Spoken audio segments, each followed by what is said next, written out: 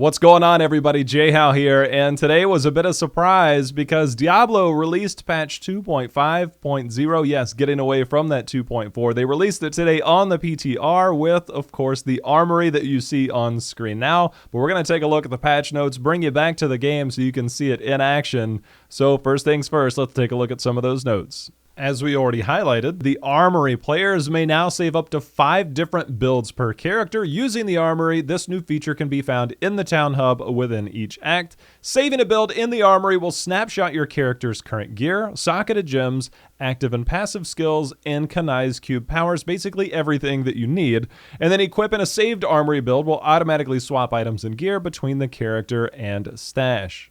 Alright, so it's not hard to find. Directly next to the stash tab, you can find your Armory, and it's real easy. You hit save, you want to create one, and you just rename it. Now, there's not a lot of character limits, but you don't really need it, right? It's 1 hero, 5 slots, not going to be very hard to distinguish which one's which.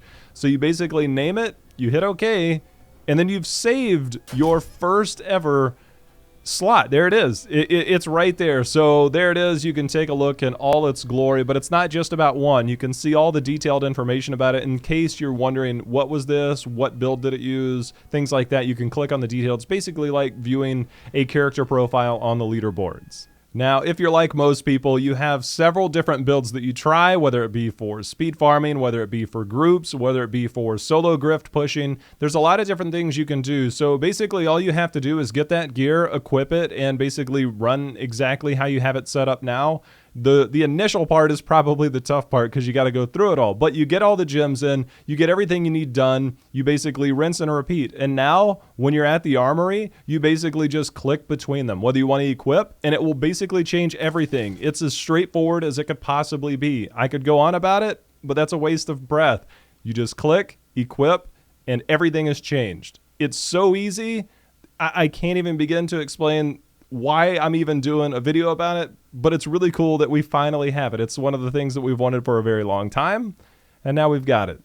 Now, the other thing is the crafting mat storage. Now, this is a thing that we've all been wanting for a very long time. It can take up space in your stash. It takes up unnecessary space in your inventory to transfer to your stash after rifts and things like that, just so you have that little bit of room to pick up more items. That's what it's all about, is finding those items. So having this is really cool. We can take a look at that to see exactly where it is and how it looks, because this is just much needed space. I'm really hoping they do something with the gems and or the legendary gems in the future, but I think this is a really good start. Now, the cool thing about the crafting materials is that it's directly at the bottom where you would expect it to be in your inventory, right next to where everything else would be to say this is what you have basically stored. And again, you just click on it, it pulls up the menu. It's so easy, so self-explanatory. It doesn't really need to be talked about, but this is new. It's something we've wanted for a long time, so we're taking a quick look at it through the patch notes. So this, I'm pretty excited about, to save that little bit of extra space in your inventory. As you can see, it takes out a little bit of a chunk.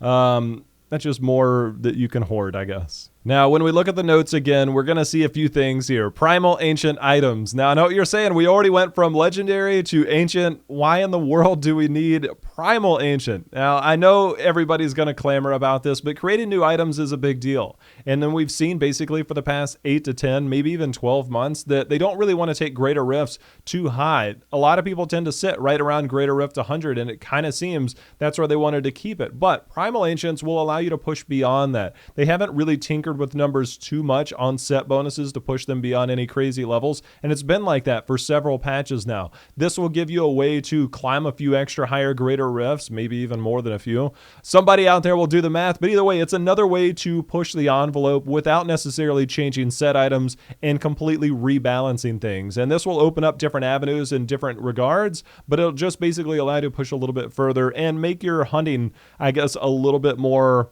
valuable, considering the drop percentage is going to be much lower, because it doesn't really take long to gear out sometimes. Oftentimes we see people in seasons that gear out by level 50, level 100. They have full set bonuses, and then you basically farm the ancients from there. But another incentive to continue farming. Now, a couple of regular items that we see are being buffed up, and regular, the legendary ones. The Rhymeheart is getting buffed up. Whether this is enough of a percentage to bring it into the meta, we're going to find out. Strong Arm, because a lot of times you would knock people back and then do damage, or you would find some way to proc it and then do damage, but there's certain classes that basically they thrive on knocking people back to do the damage. And so this basically makes a change, and this will factor in, I think, to a few builds, but I don't know how many. We'll see as the PTR goes on. Again, we're waiting more notes to come out about some other items, but 2 legendary items could be coming back to the meta very soon with a few small tweaks. Another couple of items that people are definitely going to have their eye on is the barber. This is now going to become a ceremonial knife, which means it's, directly for witch doctors, as it should be. So they've changed this up. The barber's been around a long time. It's finally useful, or it was on the PTR, and then they took away a certain part of it.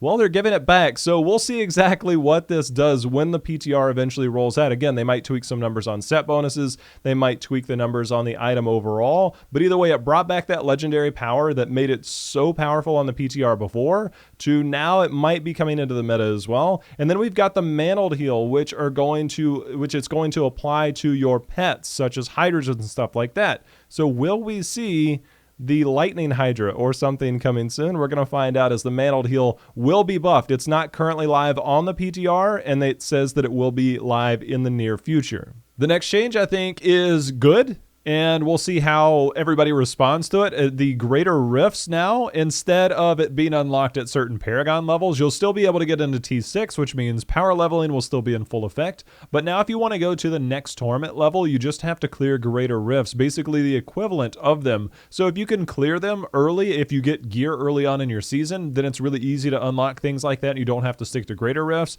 The change might be a little bit iffy depending on how you're looking at it. Obviously, once you get to greater rift 60, torment 13, stuff like that, it's kind of a different dynamic. I'm curious what you guys' thoughts are on this. I think this is a plus. Some people might see it as a negative, I guess, as you get higher up, but I think it's an overall win, so let me know what you think of this particular element. There's also a few changes to the set dungeons. If you're into that, then you'll see that a few of these have been tweaked, but it's not really that big of a deal. But one thing that is a big deal, as we go down here just a little bit, bounties.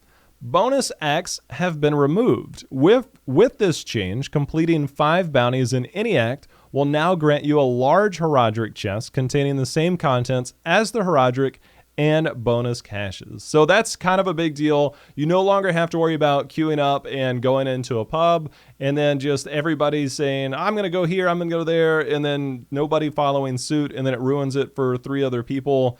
And so this is a really nice change, I think. You'll get more out of it in general, and I think that overall it will help speed up progression in general. So this is actually a really nice one. Nobody has to do one. Nobody has to follow along. It might make split pushing a little bit easier as well. So I really like this. I really like the change on this. It's not going to be anything overwhelming, but it's a good quality of life change. All right, so as you can see, 2.5 is bringing us some quality of life improvements that we've been waiting for a while. The armory and the crafting materials are going to save us a lot of room and a lot of headaches. I very much like this change. Hopefully you guys do too. So we'll see how that works. Let me know in the comments below what you think, but also make sure and subscribe. I'll keep you guys up to date as they bring out more notes for patch 2.5, because we are still very early in the process. I think they just wanted to get some big ticket items out of the way so that people could test them and they can make sure that things are done properly. As always, I appreciate you guys watching. Till next time, happy hunting. See you again.